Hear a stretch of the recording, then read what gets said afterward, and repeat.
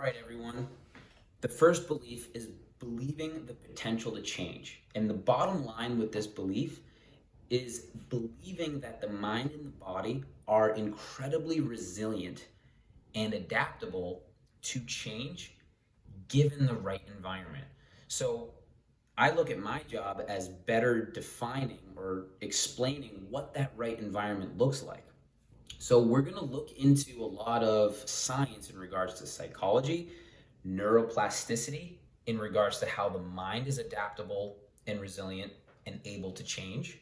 And then we're going to look into a little bit of the histology and the science behind connective tissue and how the body can change given the right environment.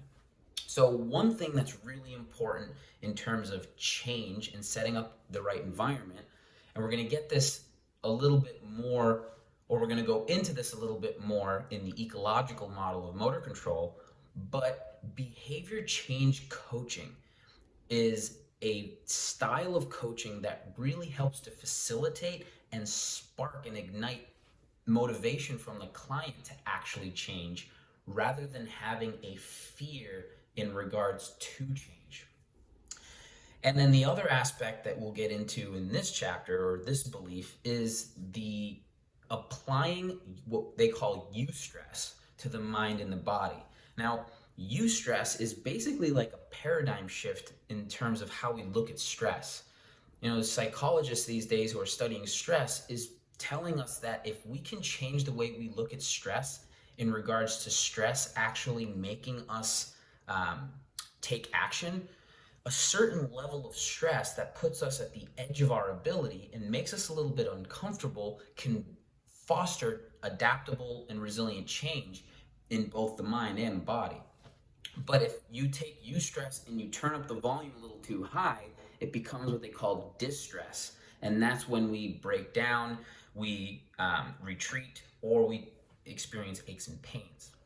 So in regards to the mind and body being able to change and adapt resiliently over time, right now, unfortunately, I see in a lot of healthcare facilities. So I've been working in nursing homes and a couple inpatient settings, acute care settings. And one of the things that's very devastating to me is hearing other healthcare practitioners and family members of patients talk about the aging process as if it is this dark and scary place. And quite frankly, I don't blame them, because if your only exposure to aging is healthcare facilities like hospitals, nursing homes, outpatient clinics, if that's how you see aging, then yeah, that looks like a dark and scary place. But I think it's really important for us to understand that those facilities aren't necessarily a good way to look at what health looks like. We have to remember that these facilities are managing diseases. This is disease care. This isn't necessarily health care. Now, I'm not here to demonize any of these facilities. We need these facilities. What I'm saying is I think we need to take a step back from perseverating over looking at what happens when aging goes poorly and take a look at the behaviors of people who are aging like a fine wine. There are people out there in their 60s, their 70s, and their 80s living vibrant lives, expressing an incredible amount of resilience. I mean, I've seen these people firsthand. I've been coached by some of these people. And my question is, why aren't we reverse engineering what these individuals are doing? Because when you look and you have a reference of aging from someone who is hiking 5 or 6 miles and loving their family and just expressing all this joy in their lives, it's a totally different perspective on aging than when you only see these people who are suffering in certain healthcare facilities. So I started taking a very deep interest in studying longevity. So as I was working in these nursing homes and as I was working in these hospitals, I started taking a very deep interest in asking older individuals certain questions about their lifestyle and about their loved ones and about the physical activity choices that they indulge in or don't indulge in. And something I started to really realize is there was a drastic difference in response and behavior between those individuals who were older and just didn't seem like they could overcome obstacles, and those individuals who were extremely resilient overcame incredible obstacles. Like, I'm talking, people who have had amputations, excuse me, who have suffered a stroke, pretty drastic limitations that they overcame. And I started asking myself, man, what is the difference between these two groups of older individuals? And something that really started to come out as a pattern of response or pattern of behavior was the people who were aging like a fine wine and overcame these obstacles had some level of joy in the activities that they chose. They had this certain level of positive psychology and positive mindset that was inspiring. And they also had meaningful and solid social connections, whether it be family or friends. So between joy and physical activity, a positive mindset, and strong social connections, I started realizing that those three things were actually very common amongst those who were resilient to stress and those who were actually overcome incredibly challenging physical and mental obstacles. So that to me was an expression of the potential to change that really made me start to reflect on the aging process and how we could take some of these patterns of behavior and start to interject them into our services for health, fitness, and longevity.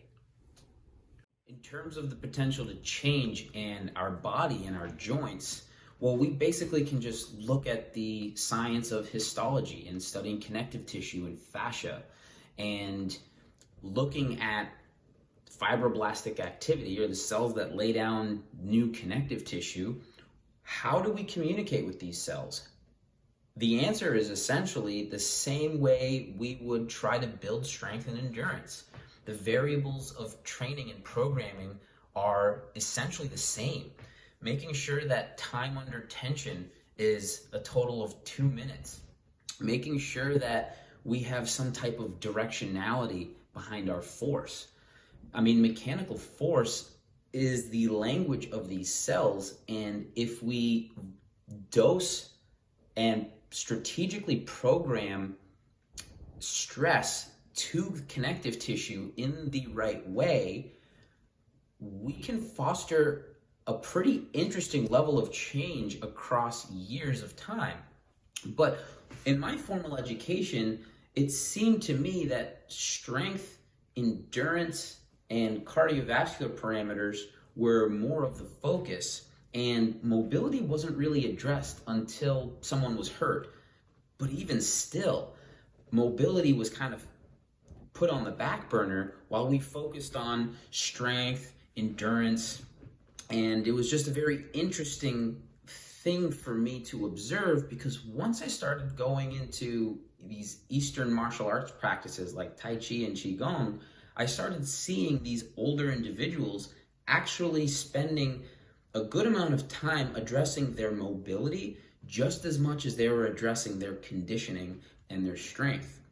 And that was a pattern of behavior that was very interesting to me when I stepped out of the formal Western strength and conditioning walls, if you will. So obviously, if you look into my continuing education, I have spent a good amount of time studying and practicing the functional range release and functional range conditioning principles. I think Andreo Spina's continuing education courses are phenomenal in terms of delivering both science and pragmatic application behind mobility training. But one thing that I was seeing from experience was working in a hospital where I was seeing patients right out of joint replacement surgeries. I started looking at the statistics of joint replacements. And man, total hips and total knees are at an all-time high these days. And what's even crazier is they're younger people getting these surgeries these days. I mean, I can think back to a couple weeks ago where I was seeing someone who was in their 40s and in their late 30s getting hip and knee replacements. It's interesting because when you start asking these individuals what had been done prior, so for example, I would ask, have you done physical therapy, you've seen a chiropractor? If the answer was yes, I would then ask, what did some of the programming look like? And again, it was always in regards to strength, endurance, balance, but not a whole lot in terms of true mobility training. So my question is, if we started looking at joint health prior to joint strength and fitness, could we potentially minimize the need for some of these joint replacement surgeries? If we started to actually pay attention to the mobility and the health of the articulations of these individuals before any pain enters the picture. If we take a look at just basic function, so the belief in the potential to change, that belief sparks the motivation and the behavior behind actually attacking a mobility restriction. And I'm talking about a mobility restriction in terms of a true capsular restriction. I'm not talking about mobility restrictions in terms of neurological tone or increased muscular just tension. So I think that is a key belief in terms of having the motivation, again, to address a mobility restriction, because before I truly believed in the potential to change in regards to connective tissue, because I had once thought it was just all about neurological tone early in my career, then started studying fascia and histology and realizing that I was missing a big component of mobility training. So that one piece right there, having the belief that there's the potential to change connective tissue, and then that sparking the investigation and the continuing education in regards to how to apply some of those fundamental scientific principles, was a huge paradigm shift for both me and my clients in regards to expanding our mobility within our joints and the health of our joints. It's interesting to see some of these random aches and pains just kind of diminish over time when you really program a good 6 to 8 weeks of a mobility program. And it's interesting because it doesn't look like what stretching typically involves. It's pretty brutal. There's a lot of isometric tension, there's a lot of breathing, there's a lot of body awareness behind it. This isn't just something that you put on your headphones and do 5 or 6 minutes prior to physical strength and conditioning. This is programming mobility literally just like you would program deadlifts or any type of strength endeavor. Change in regards to neuroplasticity and the mind. So I really like this book called Soft Wired, written by Dr. Michael Merzenich. Hopefully I'm pronouncing his name right. And I want to use a story from that book that I think highlights the profound adaptability of our nervous system in regards to neuroplasticity. So Dr. Merzenich and his team, they were studying how to create cochlear implants. So their goal was essentially to help people who were deaf hear again. So all these different companies were coming together and trying to figure out how could they encode sound waves, convert sound waves into electrical activity, and then translate that electrical code to the cochlear nerve so that it can be that information can be sent to the parietal area of the brain and be processed for creating meaning. Well, to make a long story short, they did all of these different studies and they created all these different implants, yet the patients kept saying how all they heard was essentially an untuned radio, like the complexity of translating electrical code to meaning was so much more complicated than these neuroscientists made it out to be. But Dr. Merzenich had a really interesting idea, and he had this patient named Earl who had been deaf for 20 years now. He had him step into the lab, and he was a volunteer to have the cochlear implant implanted, and then Dr. Merzenich put Earl in a room, and he had him do something very simple. He had him read to himself. And to everyone's astonishment, Earl was actually able to hear himself speak. So the cochlear implant that just sounded like an untuned radio now all of a sudden sounded like it was working. And the neuroscientists were congregated and they sat down and they're like, well, how could this be? Well, if you think about it, when Earl was reading to himself, the meaning of the sound waves coming in had already been interpreted by the brain because Earl was reading to himself. So the meaning was already there. The brain essentially just connected the meaning to the sound coming in from the environment. So the output was already understood, and then all that had to happen was the brain created the association between the output and this new incoming input. And the brain was able to work backwards. So the coaching and the training essentially can be seen as just as important as the actual cochlear implant device. And let me explain that for a second.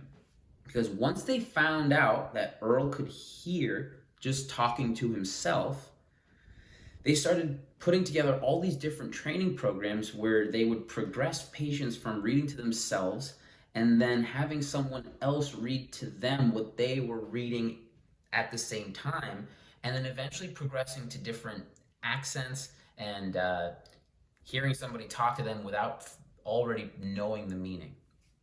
So the training behind the cochlear implant was more important than the actual cochlear implant itself, because various different companies engineered different products, and each product delivered a very different electrical code based on how it was engineered.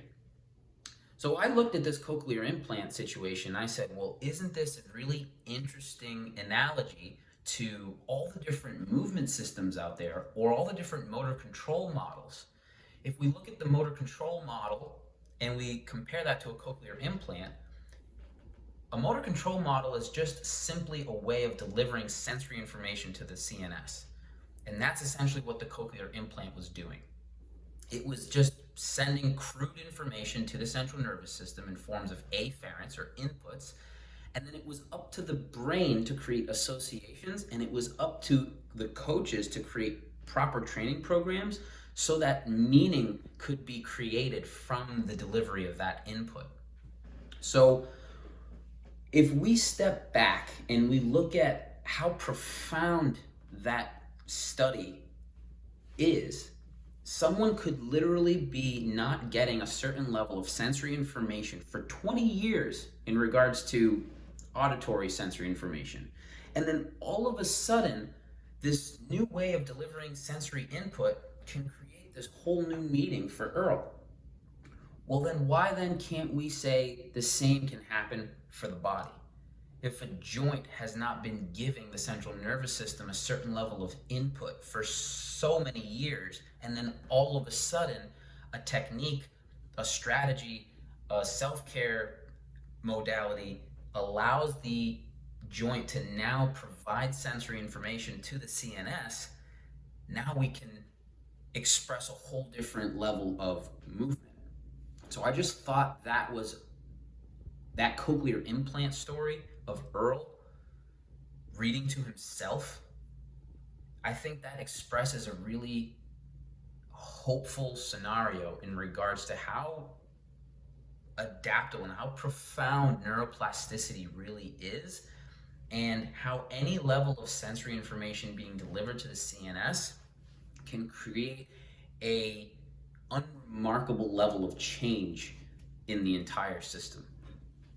So that is the first belief, believing the potential to change. To quickly summarize, we don't have to look at aging as this dark and scary place if we truly believe in the resilience of the mind and the body's ability to change given the right environment.